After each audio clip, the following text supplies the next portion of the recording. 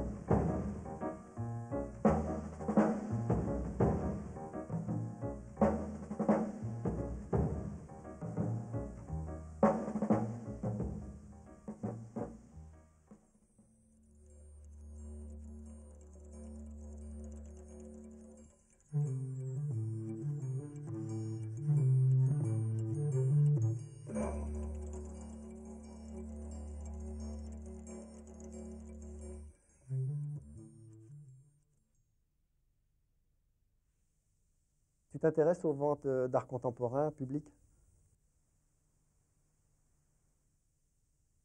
Je crois qu'on s'est un peu trop fixé sur le marché de l'art.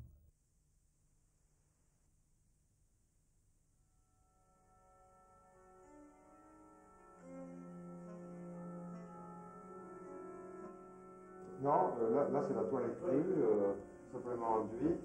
Et donc on a une absorption du pigment qui est très différente de la toile préparée.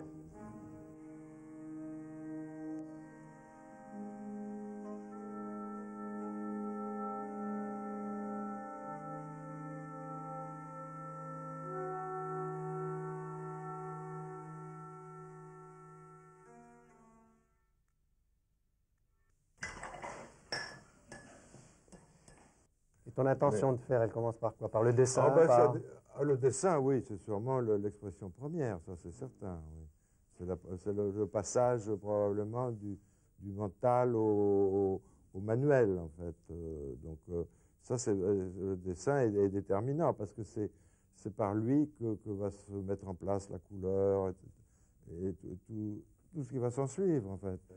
Donc c'est la succession de ces petits croquis qui font que finalement on arrive au fond à inventer beaucoup avec très peu de moyens.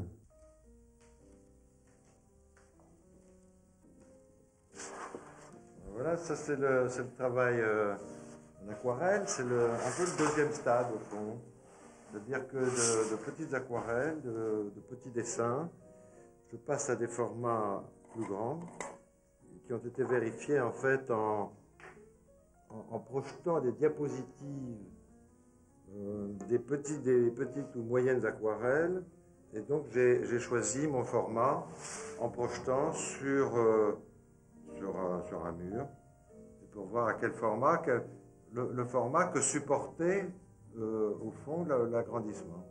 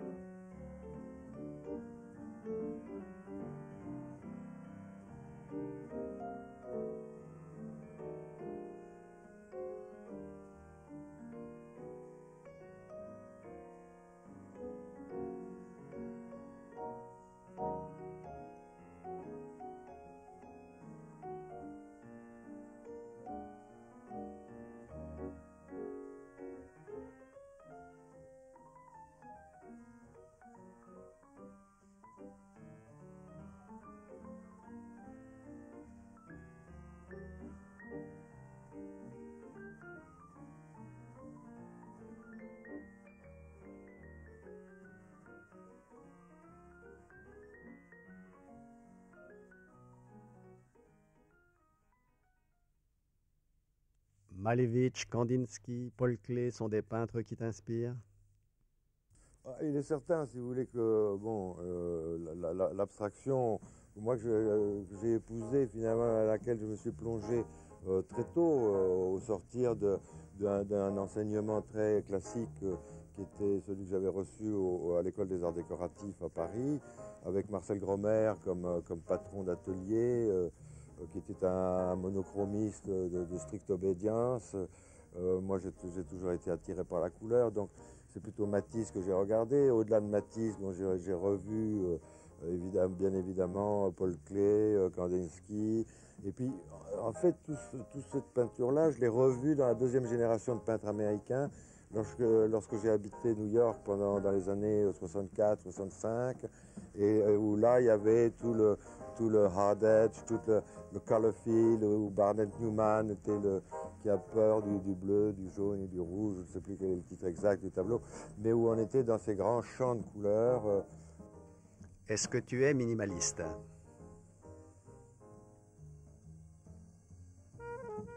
Non, parce que j'ai jamais eu si vous voulez, j'ai jamais poussé aussi loin que les minimalistes américains la recherche de la pureté absolue de la forme, en fait. C'est-à-dire que, et c'est probablement que si j'avais été américain, j'aurais été plus vers un minimalisme.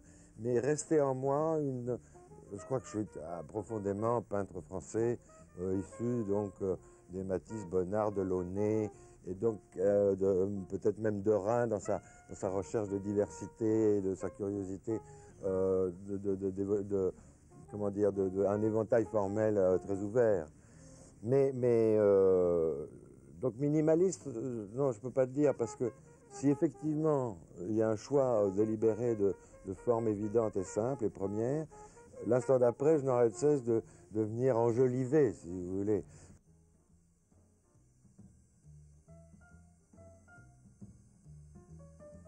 Je n'ai pas la brutalité du minimalisme, je n'ai pas la radicalité du minimalisme. Et j'avais beaucoup peint à Casa Velasquez, mais j'avais peint beaucoup plus avec mes tripes, avec justement toute une émotivité, une espèce de passion comme ça. Évidemment très attentif à ce qui était un peu au fond l'abstraction lyrique, l'informel, si vous voulez. Quelle est la singularité de ton travail par rapport à l'art abstrait, géométrique, cinétique ou à ces artistes? Tu as un vocabulaire. Il y a un vocabulaire, oui, probablement. Mais style de m'auto-définir selon justement un style me paraît peut-être, c'est peut-être prétentieux ce que je vais dire, mais me paraît un peu réducteur. Et c'est peut-être justement l'éclectisme de mon travail qui fait que c'est un style éclaté, disons. Ça donne une projection. C'est un style ouvert, en tout cas.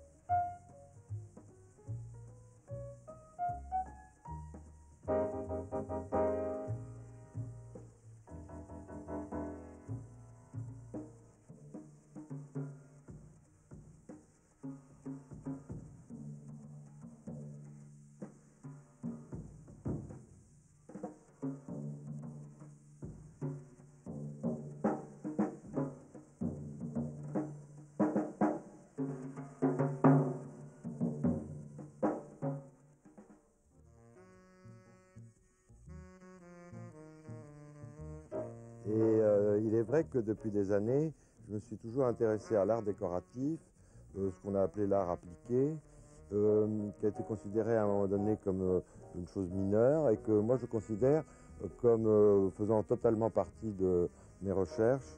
C'est-à-dire que il est évident que je n'aurai pas le même état d'esprit lorsque je serai en train de penser à un tapis ou un peignoir de bain ou des assiettes ou des choses comme ça que lorsque je serai devant le tableau. Le danger, c'est qu'il faut savoir doser un peu le temps qu'on passe dans les arts décoratifs pour, lorsqu'on revient sur le tableau, ne pas se surprendre à être trop décoratif sur le tableau. Donc là, il y a effectivement une espèce de jeu assez subtil, d'équilibre à maintenir. Quelle est l'histoire de cet hommage à Madame Dudefant? Il se trouve que j'ai eu pendant 25 ans un atelier dans le Marais où Madame Dudefant avait tenu son premier salon littéraire. Et lorsque j'ai quitté cet atelier, je me suis dit qu'il fallait peut-être rendre hommage à cette femme de lettres qui m'avait précédé dans ces lieux. Et c'est tombé au moment où Arcurial m'a commandé un secrétaire. Et donc on a imaginé ce secrétaire assez raffiné, même très raffiné, assez féminin.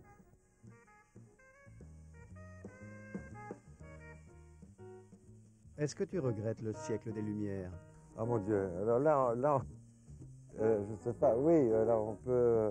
C'est vrai, moi j'ai rendu hommage à Diderot, j'ai rendu hommage à Madame Dudefant. C'est vrai que le siècle des Lumières, par exemple, est un siècle qui m'intéresse, qui m'a beaucoup stimulé intellectuellement. Et c'est vrai que là, il y a des audaces, il y a une capacité à essayer d'appréhender le plus largement l'univers.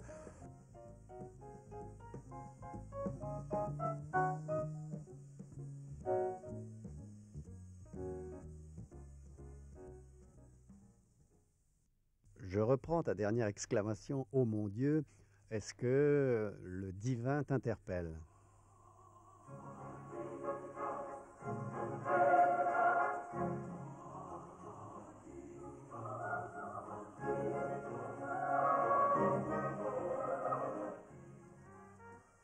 Non, le divin, pour l'instant, n'est pas une chose qui m'occupe particulièrement. Au contraire, j'aime bien être au plus près de notre dure réalité d'animal humain. Je n'ai pas du tout envie de me sublimer d'une quelconque manière.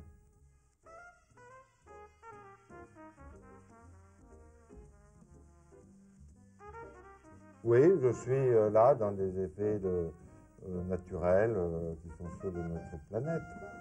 Mais à qui doit-on cette planète? Alors là, mystère. Quel regard portes-tu sur la dernière rétrospective de la chapelle des Cordeliers à Châteauroux? Peut-on dresser un bilan de ton parcours? Alors, donc il y a eu le travail sur l'ellipse, ensuite le travail sur le cylindre, ensuite le travail sur la surface tramée. Ce triptyque-là, mon Dieu, peut-être qu'on peut lui ajouter